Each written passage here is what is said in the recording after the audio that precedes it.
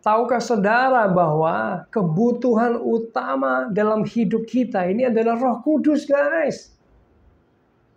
Ya, kebutuhan utama dalam hidup ini adalah Roh Kudus. Kenapa? Karena Roh Kudus itu adalah penolong kita, kata Alkitab. Ya, bukan kata saya. Kata Alkitab, Roh Kudus adalah penolong bagi kita. Ya, Yohanes 14 ayat 16.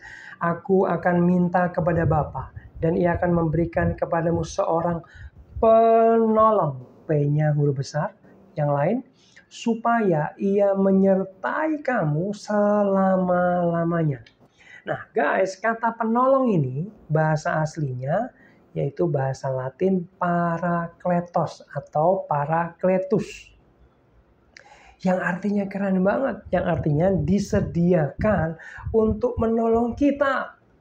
Nah, guys, kenapa sih Tuhan memberikan penolong, yaitu Roh Kudus bagi kita? Karena gini, kita hidup di dunia ini tuh gak gampang, guys. Benar gak? Di dunia ini itu banyak kengerian. Ada kuasa kegelapan yang setiap hari pengen merongrong hidup kita. Pengen menjatuhkan kita dengan tipu-tipu muslihatnya. Betul? Pengen jebak kita. Pengen merobohkan kita, menghancurkan kita. Pencuri datang hanya untuk mencuri, membunuh, dan membinasakan kita. Ya, dengan godaan-godaan, tipu muslihatnya, keinginan-keinginan dunia, ya, daya tarik dunia, dia pengen menjatuhkan kita. Yang kedua, ada orang-orang jahat, betul nggak? Kadang-kadang ada orang niatnya jahat sama kita, pura-pura baik. Contoh nih, investasi yuk, uangmu taruh sini nih, nanti 1 minggu dapat 20%. Waduh, kita tergiur. Kita nggak tanya Roh Kudus, kita ikut, akhirnya rugi. Uang deposito, uang tabungan masa tua, semua habis. Ditipu orang jahat. Ya, apalagi ada scam. Yang itu investasi scam, ya. Teman saya ratusan juta, guys. Boom, hilang sampai stres, bahkan ada teman orang tua sampai miliaran. Ya, orang jahat ada di sekitar kita, pengen nipu kita, pengen hancurin kita. Belum lagi ada sakit penyakit, betul? COVID itu katanya datang lagi, guys.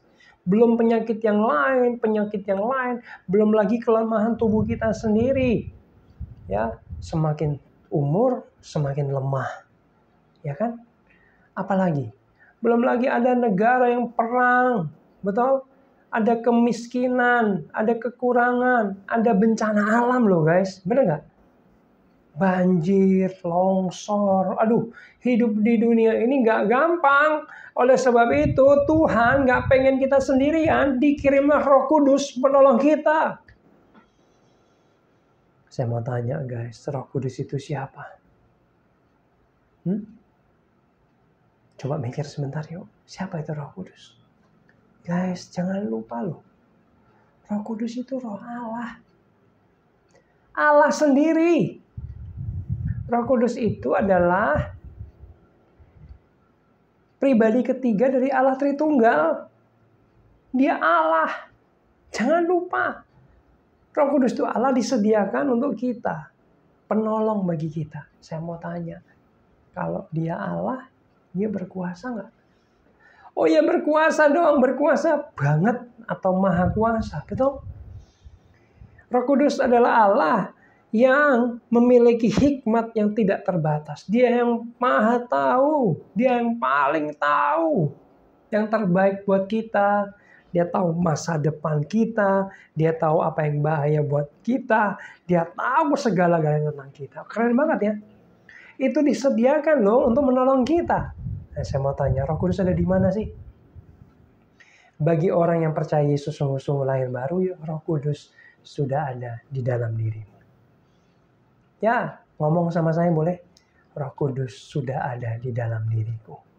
Seringkali orang Kristen kehidupannya standar, biasa-biasa aja, bahkan down.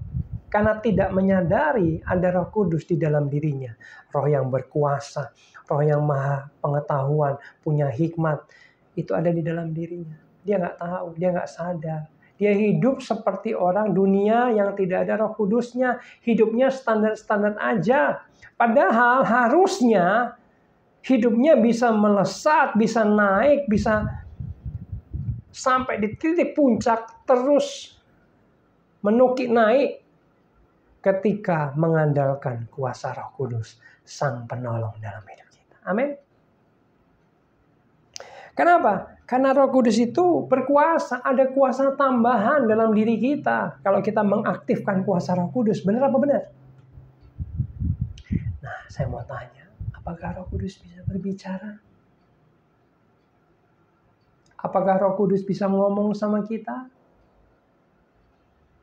Saya menyayangkan ada ajaran Kristen yang bilang Tuhan sudah nggak ngomong apa-apa lagi.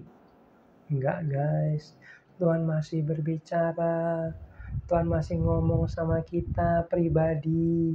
Amin. Contoh, kamu pernah nggak seperti digerakkan Tuhan? Pernah? Seperti ada dorongan ilahi. Seperti ada gerakan kudus di dalam dirimu untuk nolong orang, untuk memberikan uang kepada gereja mungkin, kepada orang miskin mungkin, untuk bantu. Pernah? Itu Roh Kudus sudah ngomong sama kamu. Amin. Saya mau kasih tahu ayat-ayat yang Roh Kudus ngomong guys. Ini jarang, tapi ini bagus banget. Saya nggak punya waktu, saya hanya kutip, tapi ini benar bisa dicek. Roh Kudus bisa berkata-kata, ini buktinya. Kisah Para Rasul 8 ayat 29, lalu kata Roh kepada Filipus. Kata Roh Kudus kepada Filipus. Roh Kudus ngomong sama Filipus. Kisah Para Rasul 10 ayat 19, berkatalah Roh Kudus. Dalam hal ini berkata kepada Petrus. Loh, bisa ngomong guys. Kisah Para Rasul 13 ayat 2. Berkatalah Roh Kudus. Roh Kudus bisa ngomong sekali lagi. Lanjut ya. Kisah Para Rasul 13 ayat 4. Disuruh Roh Kudus berangkat. Ini kepada Barnabas dan Paulus. Lanjut. Kisah Para Rasul 16 ayat 6 dan 7. Roh Kudus mencegah mereka. Tidak mengizinkan mereka. Loh, Roh Kudus itu bisa mengarahkan, mencegah, mendorong. Ya. Ngomong, berkata-kata gitu ya. Bisa nyuruh berangkat. Lalu Kisah Para Rasul 21 ayat 4. Bisikan roh, R yang huruf besar. Roh Kudus bisa membisikkan. Kamu lakukan ini nak. Kamu yang investasi, yang pernah ditipu orang, yang pernah scam. Kamu tanya Roh Kudus nggak sebelum investasi? Ngomong sama Roh Kudus guys, minta pimpinan, minta tuntunan, karena Roh Kudus adalah penolongmu. Amin. Dalam melakukan segala sesuatu, tanya Roh Kudus. Roh Kudus, aku diajak join bisnis, diajak kerjasama, aku ambil nggak? Nanti Roh Kudus akan berbisik, bisa. Roh Kudus akan ngomong sama kamu, bisa. Roh Kudus akan menggerakkan di hatimu. Roh Kudus akan memberi petunjuk sehingga kamu nggak ketipu lagi. Katakan amin. Ya. Roh Kudus, aku diajak pelayanan ini. Guys, meskipun hal rohani harus tanya Roh Kudus. Amin. Karena dia yang maha tahu buat kita semua. Dia penolong sejati buat kita semua. Amin. Ya. Roh Kudus juga disebut penghibur kita. Yohanes 14 ayat 26. Dialah penghibur kita guys. Penghibur sejati di dunia ini. Bukan sahabat kita. Bahkan saya berani bilang bukan orang tua kita. Karena mereka semua manusia yang terbatas. Mereka bisa salah. Mereka tidak 24 jam tersedia. Tapi Roh Kudus adalah penghibur sejati bagi kita. Amin. Saat kita sakit, ya, pernah nggak guys ketemu orang sakit? Mungkin kita sedang berkunjung, besuk ke orang sakit, tapi setelah ketemu dengan orang sakit itu malah memberikan kita penghiburan, kekuatan. Pernah? Jadi gini, orang sakitnya itu mendapat penghiburan dari Roh Kudus. Dia senyum-senyum. Aku nggak apa-apa, aku tetap percaya Tuhan. Walaupun aku sakit, nggak ngefek sama saya. Yesus tetap keren. Saya mau mati, mau sakit, mau sembuh, it's okay. Tiba-tiba yang besok gini, ini keren banget nih. Kok kuat banget ya? Dia kan yang sakit, kita malah diberkati. Kita yang sehat, kita malah diberkati daripada yang sakit. Kenapa? Karena yang sakit itu menerima penghiburan dan kekuatan daripada Roh Kudus. Amin. Saya mau bilang gini, ketika keadaanmu sedang tidak baik-baik saja, Roh Kuduslah penghibur dan yang memberikan kekuatan sejati dalam hidupmu. Andalkan kekuatannya. Amin. Tuhan, ini masalahku. Aku bawa ke hadapan-Mu. Dan aku mau mengandalkan kuasa Roh Kudus dalam menjalaninya. Aku mengandalkan hikmat daripada Engkau. Aku gak takut apa-apa lagi. Karena Roh Kudus menyertai aku. Tiba-tiba saudara akan merasakan kuasa Roh Kudus, kekuatan Roh Kudus, penghiburan daripada Roh Kudus bekerja atas hidup saudara. Karena saudara nggak mengandalkan kekuatanmu sendiri. Alkitab bilang, diberkatilah orang yang mengandalkan Tuhan. Katakan amin. Ya, kalau saudara dalam kesesakan, dalam tekanan hidup, woi, Roh Kudus penolongmu. Kenapa saya jadi marah-marah ya? Roh Kudus penghiburmu. Ya. Dia memberikan kamu kekuatan ketika kamu dalam tekanan hidup. Masalah boleh datang. Tapi hidup ini gak akan terpuruk kalau mengandalkan Roh Kudus. Amin. Tidak tergeletak. Ya, mungkin kita kepayahan sedikit. Tapi kekuatan daripada Roh Kudus menopang hidupmu. Amin. Kita punya Roh Kudus. Penolong kita. Amin. Lalu Yohanes 16 ayat 13. Dia menuntun, memimpin kita. Ya. Kamu mau mulai usaha, jangan menentukan sendiri usaha makanan, buka toko, jualan pakaian atau apapun. Sebelum melangkah, sebelum membuat keputusan, minta penolongmu, minta tuntunan penolongmu. Roh Kudus, aku jualan apa ya? Kapan jualannya? Di mana jualannya? Caranya gimana Tuhan? Minta pimpinan, tuntunan Roh Kudus. Amin. Dia itu senang kalau kita andalkan. Sini nak. Datang kepadaku. Aku akan turun tangan. Aku akan bantu kamu. Sini nak, apa yang bisa aku bantu nih? Dia keren. Dia gak pernah merasa keberatan. Dia gak merasa terganggu kalau kita minta tolong, minta pimpinannya. Katakan amin. Roh Kudus akan memberi petunjuk kepadamu kalau engkau andalkan. Roh Kudus memberi petunjuk. Contoh, kamu kuliah di mana, usaha apa, pelamar kerja di mana, siapa jodohnya. Kamu sakit ke dokter atau enggak, operasi atau enggak, ke rumah sakit mana, dokter siapa, dan lain sebagainya. Dia adalah penolong dalam kehidupanmu sehari-hari. Katakan amin.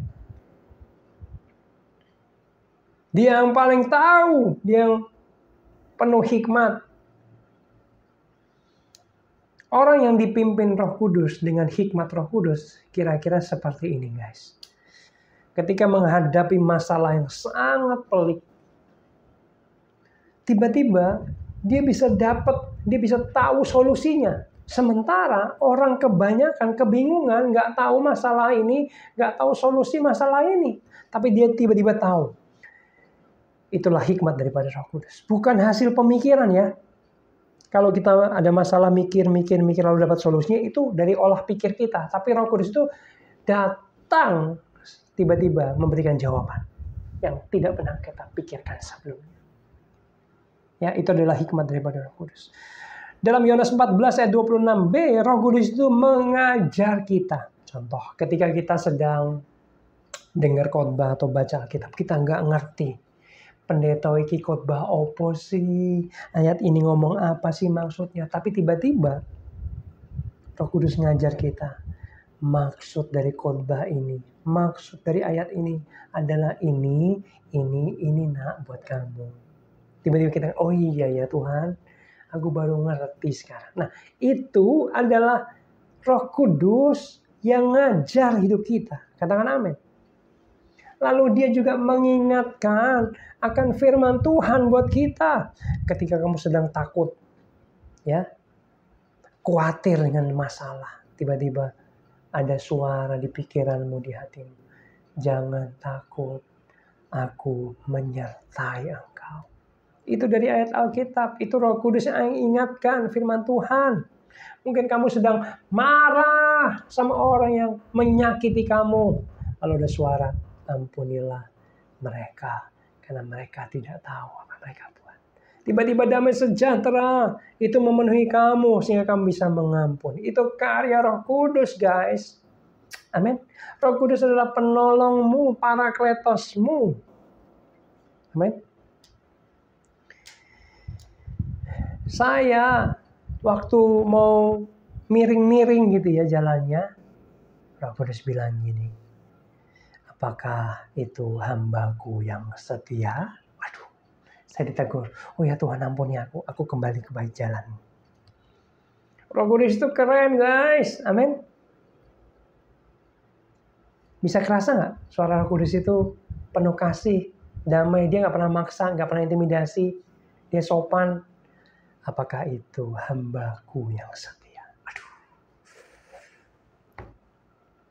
Ya.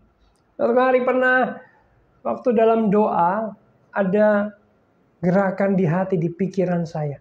Kasih uang 500.000 kepada si A. Waktu itu uang 500.000, waduh lumayan banyak. Lalu karena saya tahu itu dorongan daripada Roh Kudus, saya ambil uang 500.000, saya kasih ke orang yang ditunjuk oleh Roh Kudus. Ini ada berkat buat kamu. Dia buka, dia hitung di depan saya, hitung guys. Lalu dia bilang gini, Kak Jim, makasih. Dia nangis guys. Karena sepanjang hari ini aku doa sama Tuhan.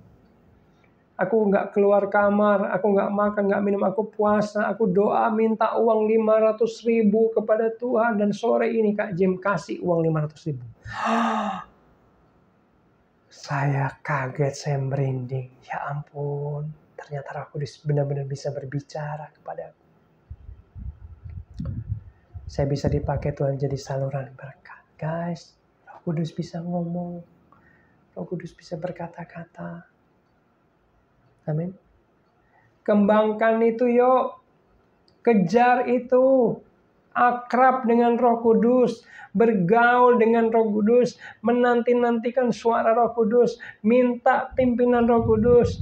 Menunggu arahan tuntunan Roh Kudus dalam hidupmu. Karena kita ini perlu Roh Kudus. Untuk menuntun hidup kita. Untuk menolong hidup kita. Saya mau bilang gini, mulailah terbiasa dengar suara Roh Kudus. Katakan amin. Saya ulang lagi. Mulailah terbiasa mendengar suaranya. Mulailah akrab dengan Roh Kudus. Kembangkan itu, bergaul dengan Roh Kudus, karib dengan Roh Kudus, melekat dengan Roh Kudus dalam kehidupanmu sehari-hari.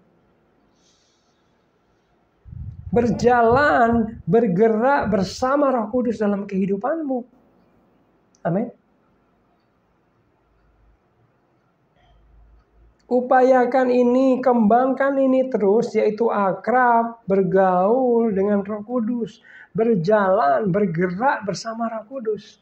Karib dengan Roh Kudus. Akrab dengan Roh Kudus. Katakan amin. Ketika engkau bergaul dengan Roh Kudus, akrab dengan Roh Kudus, kekristenanmu akan hidup. Kekristenanmu akan dinamis. Kekristenanmu akan seru. Kekristenanmu akan bergairah. Karena kamu ngalami Tuhan. Karena kamu ngalami Roh Kudus dalam hidupmu. Kekristenan bukan monoton gitu-gitu aja. Tapi ada cerita dengan Roh Kudus. Ada kesaksian-kesaksian dengan Roh Kudus. Ada pengalaman-pengalaman dengan Roh Kudus. Dengan demikian kekristenanmu gak gampang murtad. Kekristenanmu gak gampang ditukar dengan jabatan, dengan jodoh, dengan uang, dan lain sebagainya. Kenapa? Karena kamu ngalami Tuhan secara pribadi. Bukan menjadi Kristen teori. Teorinya bagus nih. Pengajarannya mungkin bagus nih. Ngalami Tuhan enggak ya. Tapi jadilah Kristen. Bukan hanya teori. Tapi ngalami Tuhan dalam kehidupanmu sehari-hari. Engkau mau usaha. Engkau mau berobat. Engkau mau ngelamar kerja. Engkau mau ngomong apa sama keluarga. Engkau mau ngapain aja. Minta pimpinan Roh Kudus. Mengandalkan Roh Kudus. Dia penolong kita. Dia penasehat kita. Dia hikmat yang terbaik bagi kita. Katakan amin.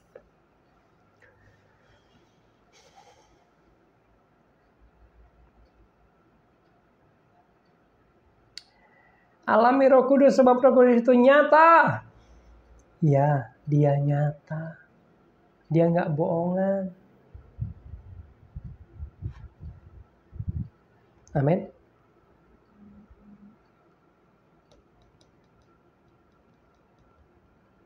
Kiranya renungan ini bisa menolong kamu bergerak dalam hidup ini bersama dengan Roh Kudus. Boleh saya berdoa buat kamu? Yuk berdoa, taruh tanganmu di dada. Bapak hamba berdoa khusus bagi anak-anakmu, teman-teman yang taruh tangan mereka di dada saat ini. Berkati mereka. Roh Kudus, biar engkau semakin nyata, menguasai, menuntun, mengarahkan hidup mereka. Semakin kau bekerja lebih dari sebelumnya dalam kehidupan mereka. Menolong mereka sebab engkaulah parakletos yang disediakan untuk menolong kami. Sebab engkau tahu kelemahan-kelemahan kami Tuhan. Engkau tahu keterbatasan kami Tuhan. Kami ini manusia lemah dan tidak mampu. Oleh sebab itu mulai hari ini kami mau mengandalkan Engkau saja. Penolong sejati, penghibur sejati, pemberi kekuatan, hikmat bagi kami yang luar biasa yang sejati. Terima kasih Tuhan. Biar Engkau nyata dalam kehidupan kami sehari-hari. Biar kami semua anak-anak-Mu ngalami Tuhan. Ngalami kesaksian, cerita dengan Tuhan. Tolong kami, berkati kami. Dalam nama Yesus kami berdoa. Haleluya. Amin. Tuhan berkati. Bagikan video ini buat teman-teman yang lain.